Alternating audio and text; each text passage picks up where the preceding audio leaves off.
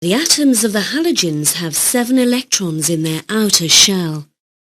As we have seen, halogen atoms gain 1 electron during reactions to form halide ions.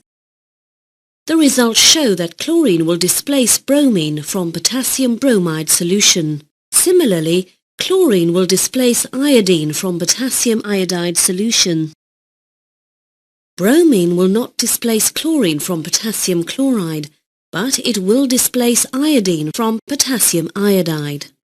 Iodine will not displace chlorine from potassium chloride or bromine from potassium bromide.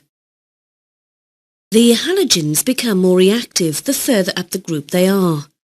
When they react, a halogen atom needs to gain an electron to form a halide ion. Moving up the group, the atoms become smaller so that the gained electron enters the shell closer to the attractive nucleus. Attraction for this electron becomes greater and reactivity increases.